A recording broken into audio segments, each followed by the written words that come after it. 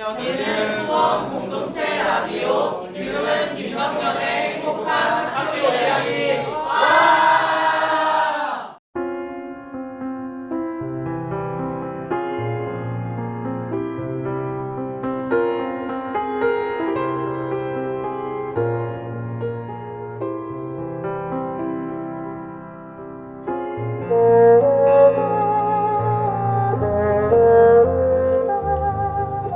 대한민국의 4월은 참 특별한 달인 것 같아요. 놀라운 민주회복력을 보여주거든요. 이 모습을 보면서 대한민국 교육이 매번 죽을 쓴 것만은 아니라는 걸 알 수 있습니다. 약 4개월 동안 우리들의 젊은이들을 지켜보면서 저도 자부심을 느낄 수 있었습니다. 안녕하세요. 저는 행복지기 김덕연입니다. 이제 우리는 우리 사회의 모든 역량을 다 동원해서라도 가장 안전해야 할 학교를 만드는 일, 우리 사회에서 교육이 갖는 공공성을 살펴보아야 하겠습니다.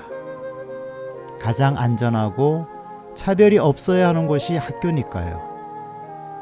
2014년 4월 16일 세월호의 비극 이후 대통령과 주무장관들이 몇 번 바뀌었죠. 그 사이 교육감들도 몇 번 바뀌었지만 학교에는 계속 비극적인 일이 끊이지 않았습니다. 가장 안전해야 할 공간인 학교에서 교사도 학생도 학부모도 너무나도 불안한 건 왜일까요? 소녀시대 다시 만난 세계 듣고 옵니다.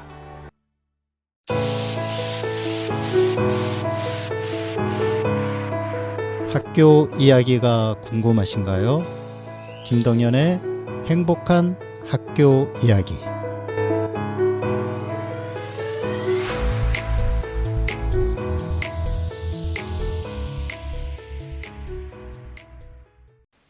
오늘 방송은 지난 겨울 동안 우리 청취자님들의 힘들었던 마음을 어루만질 수 있는 내용으로 준비했습니다. 선곡이 그렇고요. 학교와 영화에서는 한국 영화 리틀 포레스트를 보내드립니다.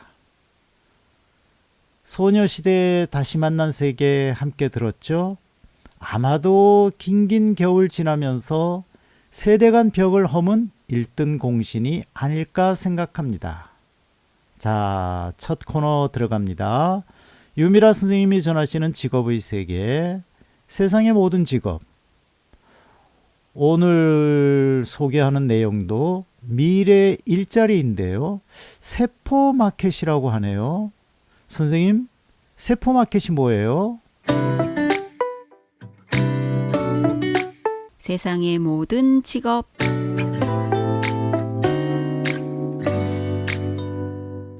안녕하세요, 여러분. 세상의 모든 직업 이야기의 유미라입니다.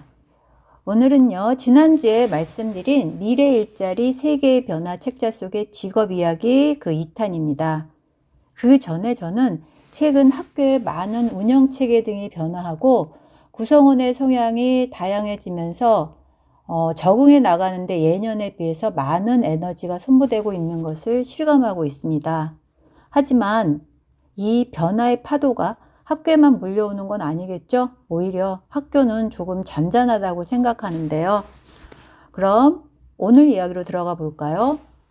지금 우리나라의 고용시장의 가장 큰 이슈는 청년 실업 문제, 저성장의 지속, 이외 AI가 가져올 인력시장의 변화이지 않을까 합니다.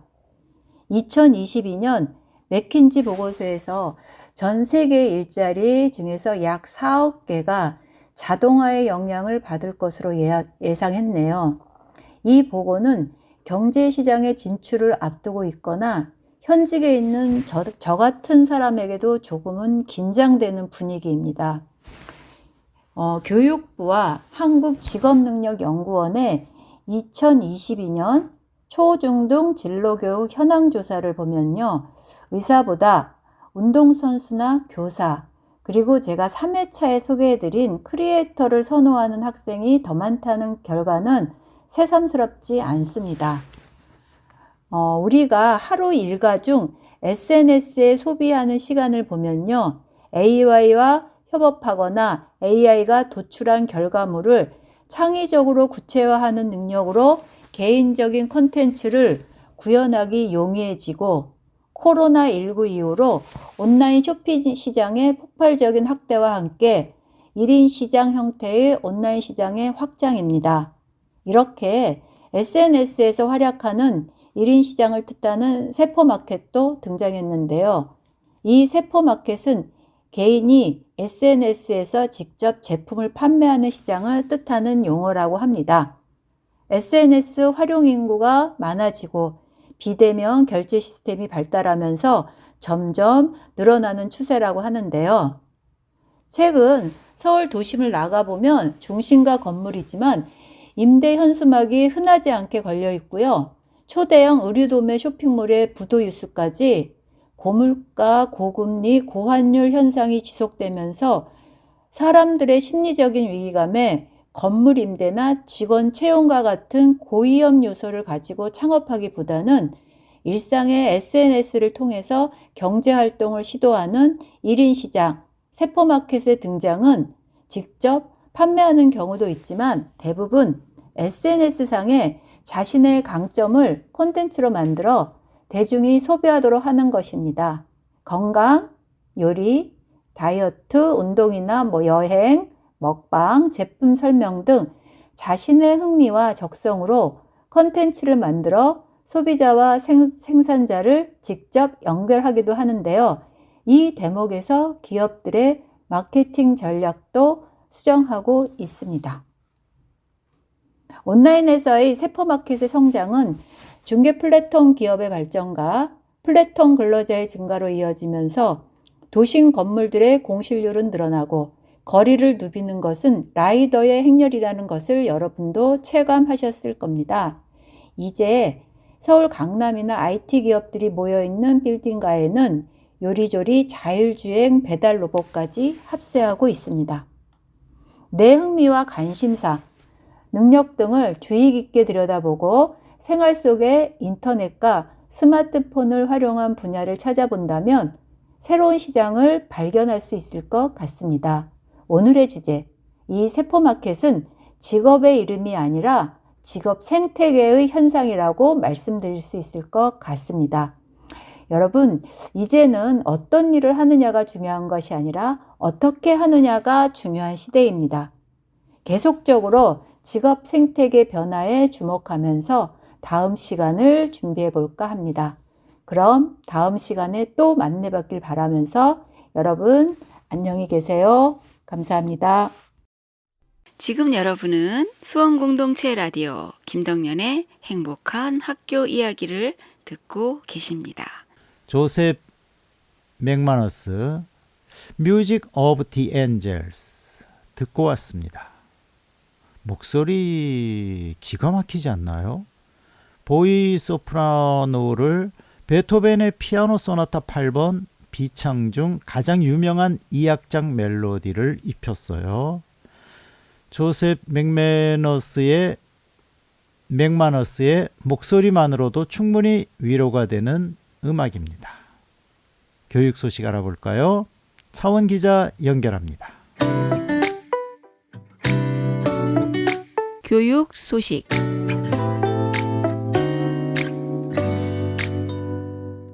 안녕하세요. 차원 기자님. 네, 교육언론 취한 기자 차원입니다. 반갑습니다.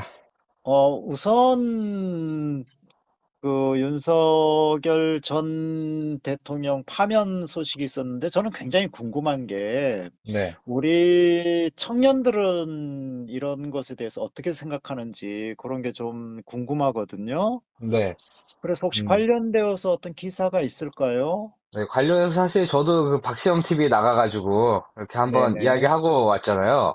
네네. 네, 조회수 1만이 넘은 그 영상 제가 찍고 거기서도 또 많이 전해드렸고 또 그 탄핵 선고 하루 전에 그러니까 4월 3일 날에 또 청소년들이 광화문에서 모여서 기자회견을 하나 했어요. 제가 그거를 네. 취재한 기사가 있어서 그거를 오늘 가져와 봤습니다. 그러면은요, 그런 걸 종합해서 좀 전해주시겠어요? 네, 알겠습니다. 그 4월 3일 날 제가 그날 갔다 와서 바로 쓴 기사고, 제목은 이제 청소년은 인질이었다, 윤석열 파면하라라는 제목의 기사입니다. 네, 저희 교육언론창 홈페이지에서 보실 수 있고요. 민주당의 청소년위원회를 이제 설립하려고 노력하고 있는 친구들이 있어요. 저도 잘 아는 친구들인데, 여기 이제 허율이라는 친구가 또 우리 은평구에서 활동을 많이 하거든요. 그래서 저랑 굉장히 가까운데 이번에 이제 4월 3일 날 시국 선언을 한다고 해서 제가 이렇게 기사를 썼습니다. 광화문에서 이제 윤석열 파면 촉구 기자회견을 연 건데요.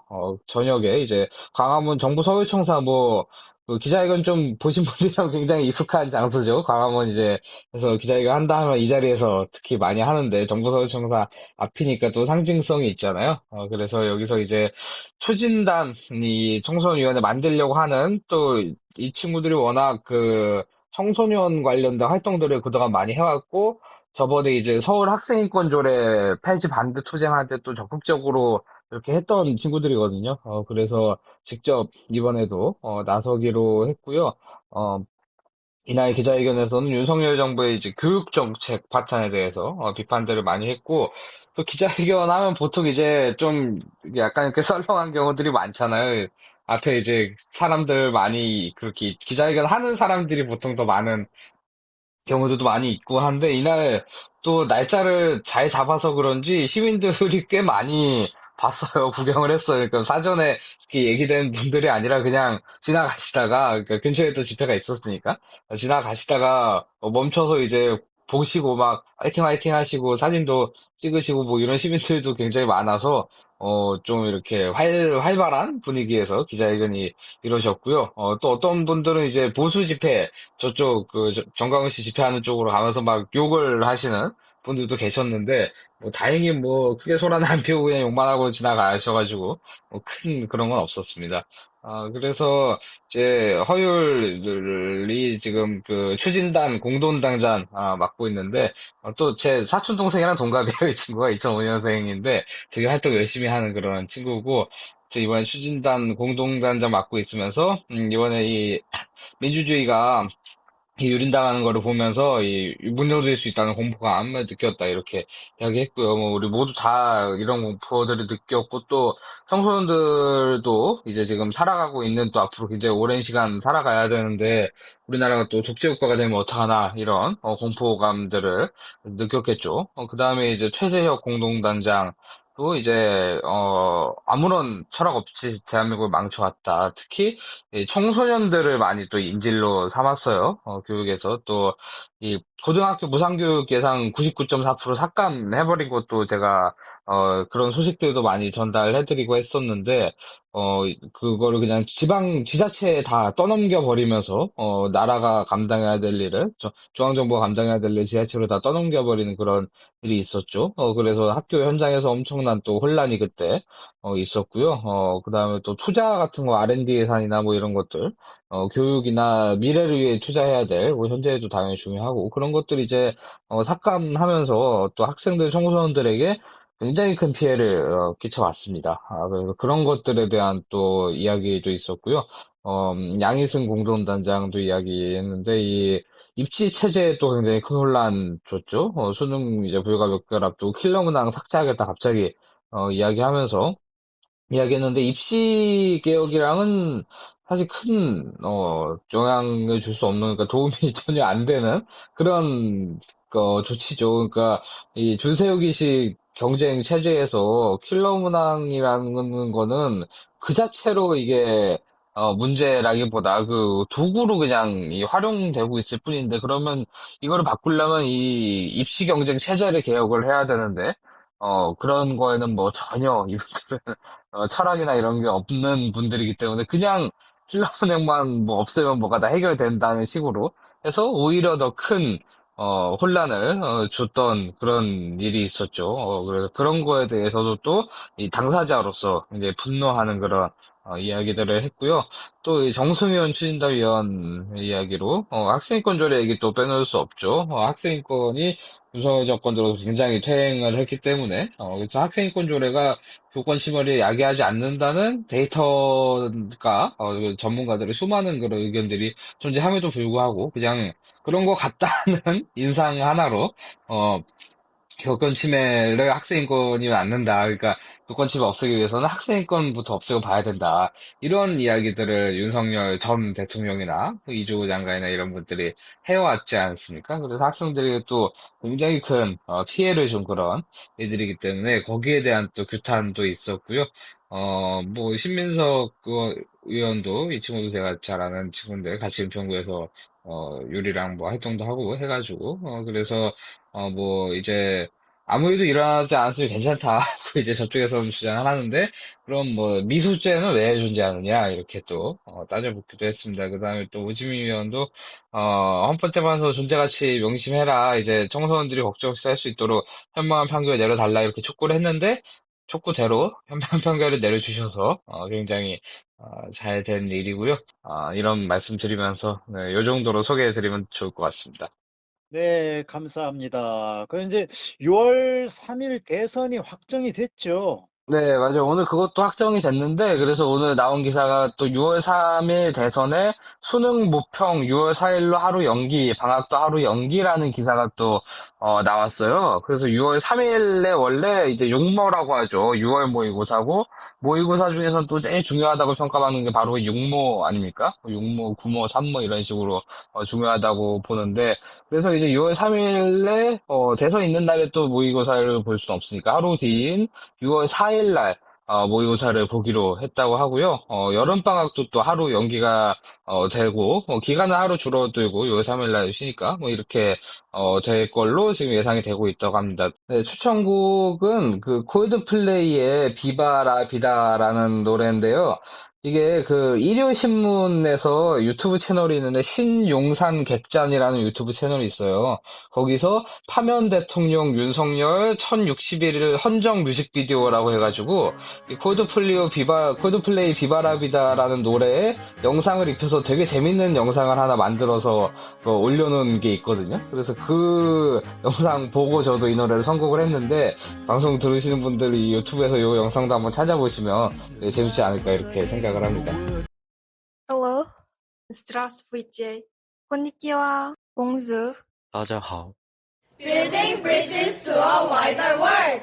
여기는 다문화학교입니다.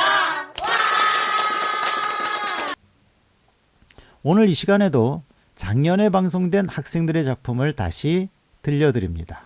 서유주, 황희원 두 학생이 제작했습니다. 작년 3월 46화에서 방송되었고 러시아 문학이 주제입니다. 안녕하세요. 러시아를 말하다. 저희는 방과후 학교입니다. 19세기의 러시아 문학에 대해서 아시는 것 있나요? 네, 저는 르몬토프의 우리 시대의 영웅을 좋아합니다. 또 19세기 러시아 문학하면 톨스토이랑 도스토옙스키가 유명하잖아요. 네, 그쵸. 19세기의 러시아 문학은 황금기라고 할 정도로 유럽 전역의 서구 문학을 뛰어넘는 수준의 문화예술로 평가받는데요. 오늘은 19세기 러시아 작가에 대해서 이야기해봅시다. 그럼 대중적인 톨스토이와 도스토옙스키 외의 작가들에 대해서 알아볼까요? 제가 얼마 전에 그 안톤 체호프의 세자매를 읽었는데요. 제가 그에 대해서 한번 설명해 볼게요. 그는 어린 시절 중학교를 마치기 위해 홀로 고향에 나와 돈을 벌면서 가족을 도와야 했습니다. 그 어린 나이에 가족의 보호 아래 있어야 했을 텐데 매우 혹독한 시련이었을 것 같아요. 네, 그렇죠.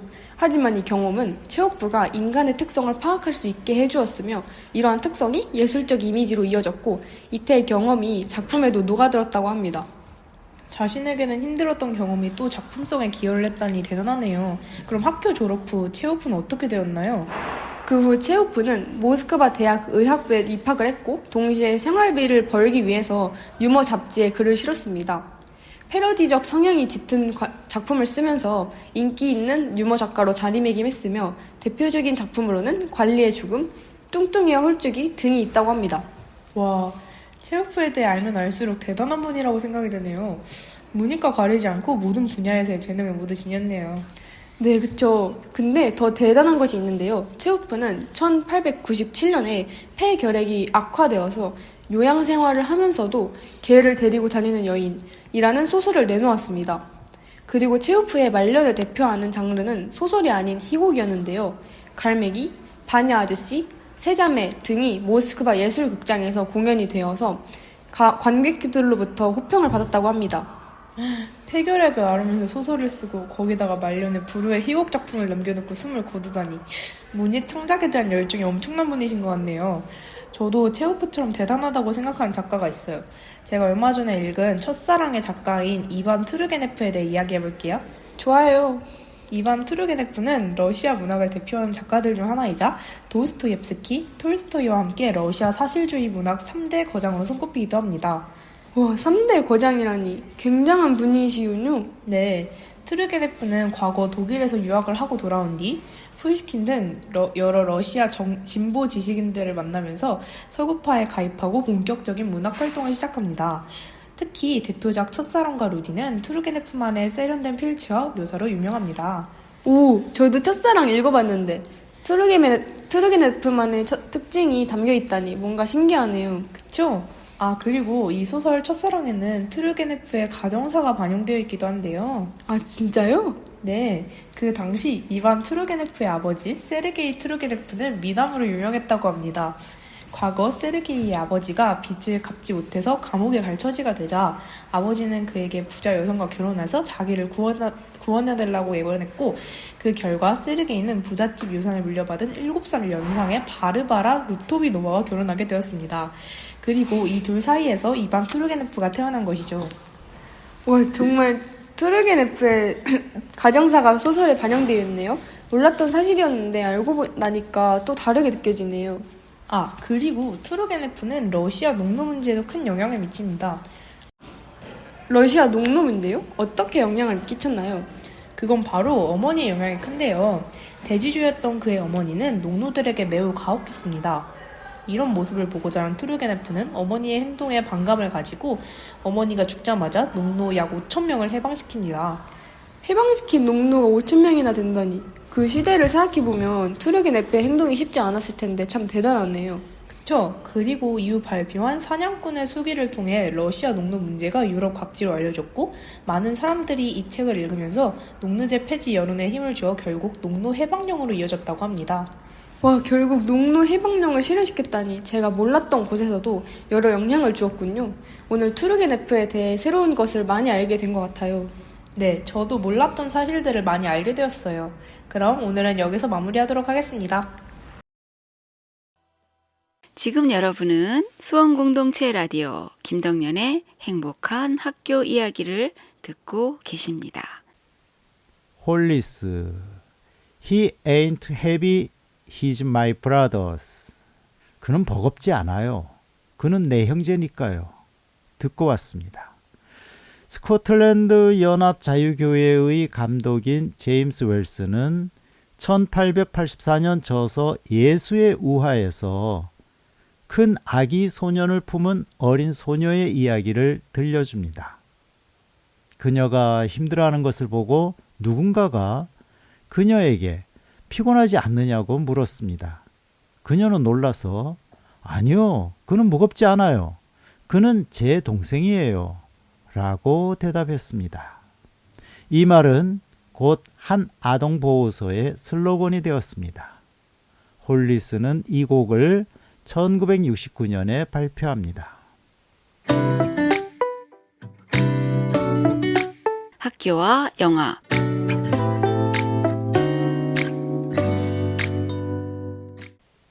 지치고 힘들 때 이 영화를 보면 힐링이 되죠.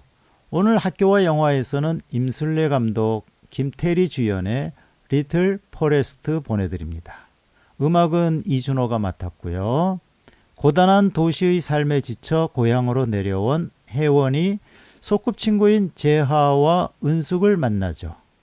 사계절의 자연 속에서 직접 만든 음식을 통해 과거의 기억과 상처를 치유해가는 힐링 드라마입니다. 그래서 OST 첫 곡 이 곡으로 보내드립니다. 이가라시 다이스케의 만화 리틀 포레스트를 리메이크했습니다.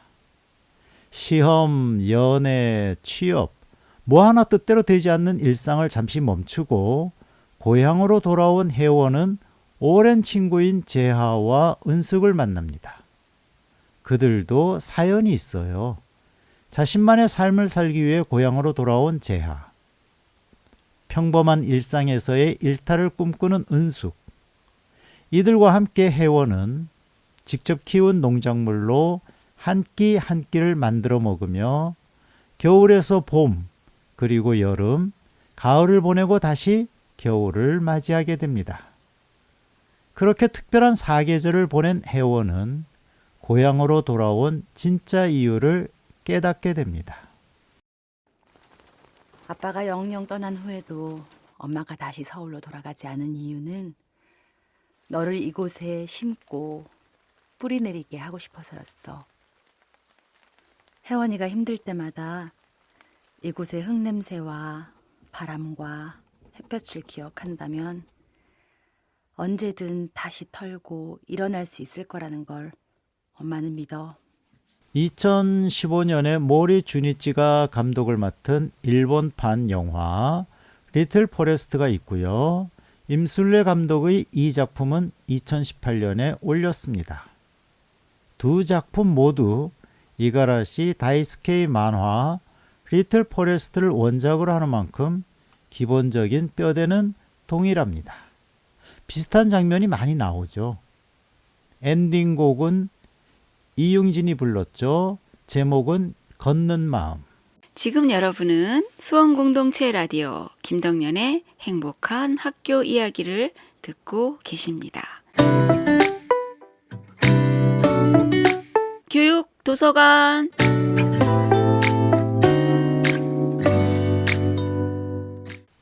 우석훈 지음 생태 페다고지. 저는 이 책을 읽으면서 생태적으로 안전한 학교라는 말이 자꾸 머릿속에 뱅뱅 돕니다. 4월 함께 읽기 모임에서 선택한 책인데요. 아무래도 생태 페다고지를 함께 읽으면 상상력을 훨씬 더 키울 수 있을 것 같습니다. 요즘 텍스트 힙이란 말이 유행이라는데요. 독서놀이라고 옮길 수 있겠죠. 2030 세대의 새로운 트렌드라고 하네요. 필사, 독서 등 종이책을 다시 쓰고 읽는 놀이인데요. 우리 학생들 사이에 유행이라고 하니 박수를 치고 싶네요. 그런 점에서 교육도서관에서 소개하는 도서가 이 놀이에 도움이 되면 좋겠습니다. 생태 페다고지는 영유아부터 10대까지 아이들 교육을 맡고 있는 부모와 교육자들을 대상으로 핵심적인 생태교육 지침에 대하여 이야기를 나눕니다. 저자는 한국의 교육 과정에서 생태교육이 올바로 정립되어야 한다고 역설하며 이를 위해 저자는 생태교육에서 가르쳐야 할 덕목을 제시합니다. 즉, 초등학교, 중학교, 고등학교 학생들에게 적합한 생태적 키워드로 각각 생태적 감수성, 생태적 지혜, 생태적 용기를 제시하죠.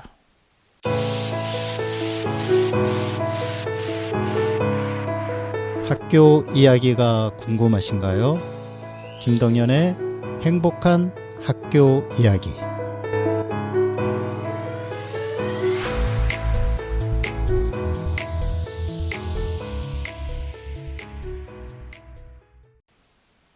우석훈은 책 속에서 이렇게 말합니다. 생태교육은 이런 점에서 기계적으로 인간이 세상의 중심이라고 생각하는 인간중심주의라는 의미에서의 인본주의가 아니라 인간이 가지고 있는 감성들을 회복하는 교육이라고 생각한다. 우리는 점차 우리가 지니고 있는 본래의 감성을 잃어가고 있습니다. 그렇게 무미건조한 인간이 되는 건지도 모르죠. 이 시점에서 우석훈의 생태 페다고지를 읽으며 우리의 감성과 상상력을 발휘하면 좋겠습니다. 김덕연의 행복한 학교 이야기, 오늘은 여기까지입니다. 조금은 위로가 되셨나요? 내가 국가를 걱정하는 게 아니라 국가가 나를 편안하게 만드는 사회가 어서 빨리 오길 바랍니다. 기도하는 마음으로 수산나 빼냐의 오 아도나이 띄워드립니다. 지금까지 행복지기 김덕연이었습니다. 행복이 늘 당신 곁에 있기를.